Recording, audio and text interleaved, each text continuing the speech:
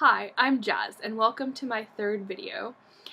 Thank you for everyone who's been following along, and special thanks to all the people who've provided me with feedback, and I hope if you haven't done so that you will actually engage with me, and hopefully this video will provide a bit better entry point for engagement. In this video, I want to explore questions regarding overcoming the fear of oppression.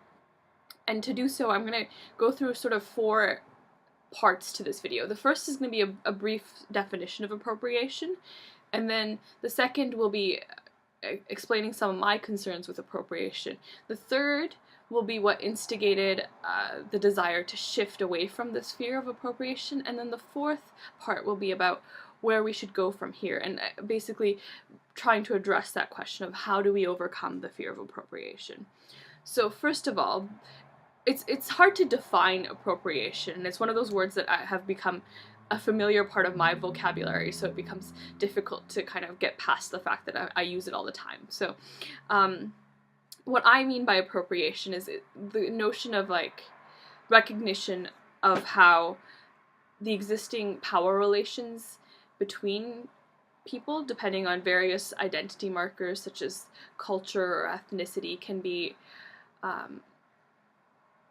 sort of re-entrenched in the way that individuals engage with each other. So this sounds very abstract, but this is where the second part will be helpful in illustrating it. My concerns with the fear of appropriation, in particular in this class, which is on Inuit film, has been the idea of like whether I, as someone who's not an Inuk person, can engage with Inuit film in a meaningful way, and also like just the fear that if I become too submerged, that in some sense I'm actually taking up the culture in ways that can be oppressive. So for instance, like I have become very engaged in this course and have really enjoyed participating in the films and the readings, and at some point I realized I was humming along to songs from one of the films, Atanarjawat, and it struck me that I'm afraid that in some ways it kind of comes off as perhaps the sense of like that I'm trying to take on an Inuk identity, which is not an identity that is mine, and I have like maybe don't have the right to take on that identity. And I also even was very apprehensive of taking the course for these reasons, because of this fear. And to be honest, the thought has crossed my mind whether it is legitimate for a class of mostly non-Inuk people to be taking this kind of course, or whether my professor, who's not Inuk, can actually engage in teaching this course. And so this fear of appropriation really, it lies in the sense that you don't want to commit the same sort of oppressive errors that have occurred in historically. So it's kind of trying to move past that. And so this is where the third part comes in, about what's instigated this potential shift in my thinking. So I'd shared with my professor in one of my responses to a film that I am afraid of this fear of appropriating the culture in ways that is oppressive and marginalizing. And she was talking to me about how we wouldn't have these same sort of fears when it comes to, say, learning French. Like, I wouldn't pause to think, like, we as non-Francophone people, can we actually learn French? And then I came across this passage by Audre Lorde, who I recommend to all of you because she's just a brilliant writer and very accessible.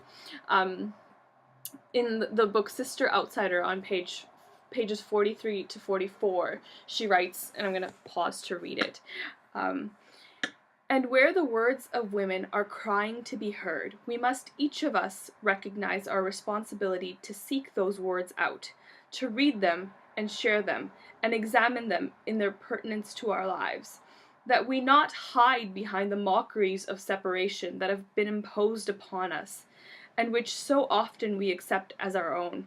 For instance, I can't possibly teach Black women's writing. Their experience is so different from mine. Yet how many years have you spent teaching Plato and Shakespeare and Proust? So I think she very poetically kind of captures this notion that in some ways, if we become so afraid of appropriation, we actually perpetuate the othering. So if I hadn't, for instance, taken this course because of the fear of appropriation, then what I would have done is really further entrenched the othering status of, say, Inuit people and Inuit culture, and in ways it would have been even more problematic. And so this is where the fourth part of how do we overcome this fear of oppression or appropriation comes out. So I'm not really sure what the answer is here. Like, I've kind of just had this instigation and this shift and this desire to really want to do things differently, but I don't know where I go from here.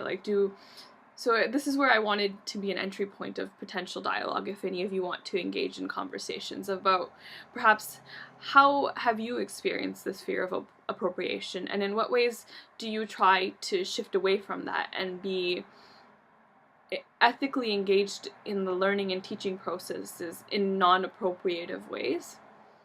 I think, though, it's a good starting point to actually have that fear, and to from that fear move forward and reflect on it and try to engage with material, to not be afraid to, say, learn about Black women's writing even if you're not a Black woman, or to take a class on Inuit film even if you're not Inuk. So that's all for now. Thank you so much for watching this, and I hope you all have a lovely day.